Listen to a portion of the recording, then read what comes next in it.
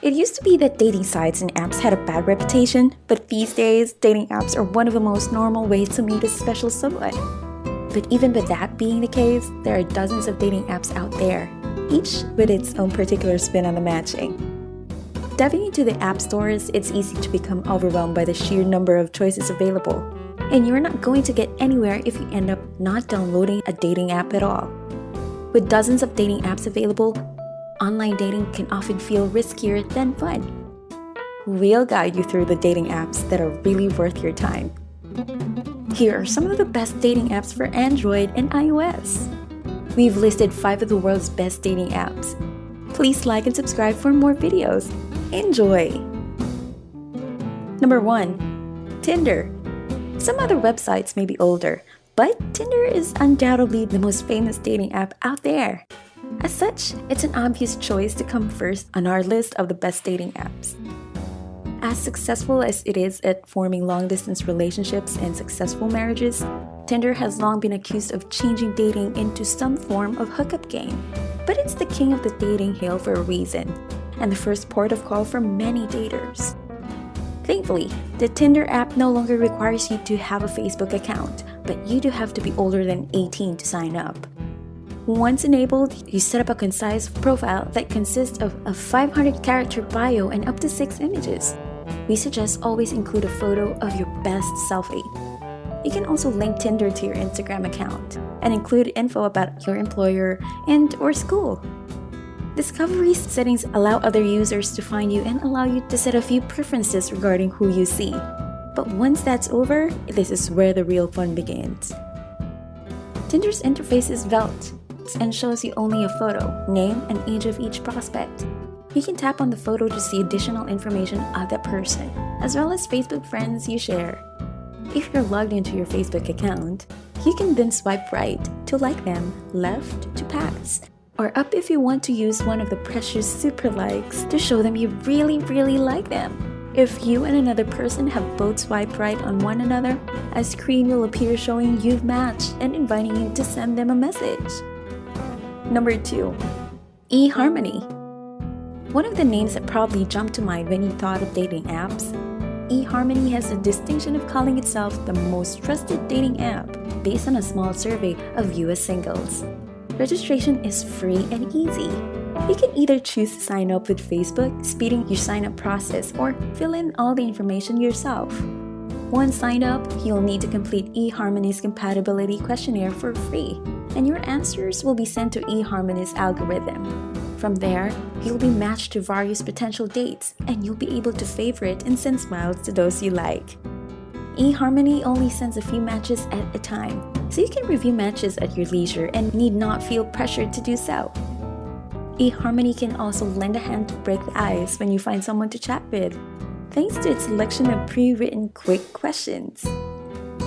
Like many of these apps, you'll need a subscription to get the most from eHarmony, and it's extremely pricey, with a single month plan setting you back $60 a month. That drops to $30 per month if you pay 6 months in advance, but it's still hard to sell. For your cash, you get to view an unlimited number of photos, see who's read your profile, send custom messages, and use the What If feature to view matches outside your preferences. So there's absolutely no doubting it's expensive, but you get a lot for your money. And if you're really serious about finding someone, the cost is an incentive to do so fairly quickly. Number 3. Grindr. If you're gay, bi, trans, or queer, then there's no better place to find love than Grindr. It's the largest LGBTQ+ social media and dating site out there. It's a must download if you're looking for a special someone, or just a little fun. Sign up is easy. You can either choose to enter your details in the old-fashioned way by filling in the form, or you can quickly sign up with your Facebook account.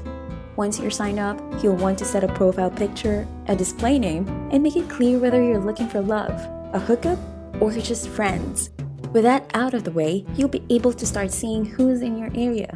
You can favorite people if you want to speak to them later, or just really like them, and you can even browse other locations. Perfect if you're heading somewhere else for the weekend, or want to make some new friends before a big move. It's easy to message people. Just tap the messaging icon on their profile, and there are large, high-quality pictures available for each of your matches, so you have a good idea of who you're meeting up with. You can even location share for really easy meetups. If something goes wrong, it's also easy to report or block accounts. Though there are a limited number of blocks for free users, which is odd and a serious turnoff. Using the service is free, but there are limits. Free users only get to see 100 profiles in their area, and are limited in other parts of the app too. If you want to lift those limits, then there are 2 subscriptions you can take. The first, Grindr Extra, allows you to see up to 600 profiles in your area, lets you view only people who are online now, removes ads, and adds other upgrades for $20 a month. But if you want the best possible experience, then there's Grindr Unlimited, which has no limit on the number of people you can see, lets you see who's viewed your profile, and allows for browsing in incognito mode. That will set you back $25 a month though, so it's quite the investment. Number 4. OkCupid is another one of the biggest names in the dating biz. With years of history and experience to pull from, after creating a username, you'll start your OkCupid journey by filling out a very long profile, which you can link to your Instagram account. You can answer questions, giving both your answer and what you like your potential match answer to be, creating a percentile score that reflects compatibility between users, which has been recently changed to include questions about contentious issues like climate change, so you can filter out people with diametrically opposed views to yourself. You can also choose to make your answers public and note how important they are to you, so prospective matches can see for themselves how compatible you're likely to be, saving some awkward first date moments. It's not perfect. OkCupid has as many downsides as Tinder, and a fewer positive ones. With the exemption of learning a lot more about your potential dating partners, the interface is extremely clunky and the photos are a little small. You also have to tap on a user's small image to see a larger version in the person's profile, which is simply too large for an app. It works on a website, but it's overkill on an app, and the amount of scrolling required makes it annoying to access. When you exit back to the list, there's no guarantee that it'll be in the same order, or that it will return you to the spot you scrolled down to, making it extremely hard to keep track of what you've already viewed. Number 5. Tastebuds. If music be the food of love, then it's likely to break your heart if a potential life partner can stand your favorite tunes. Tastebuds dating app gives you a chance to avoid that. With dating and social pairing matched primarily on musical love. Simply sign up, add the music you like, and you'll be matched up with nearby people who share similar tastes in tunes. If your taste is constantly evolving, you can add your Spotify profile too, so your profile is kept immaculately up to date. There's a website version too. It's on the smaller side where these sorts of apps are concerned, with only 500,000 people registered worldwide at the last count. Being iOS only is only going to restrict that even more. Those surveys say Android and iOS owners don't want to date each other anyway. So if you're a bit further out from an urban area than your average person, well, you might not find many people near you. If you're lucky enough to be close to a number of Tastebuds members, then it's also worth keeping in mind.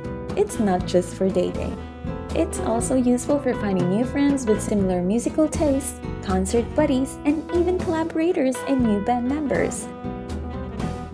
Let us know what among of these 5 apps do you like the most. Comment below.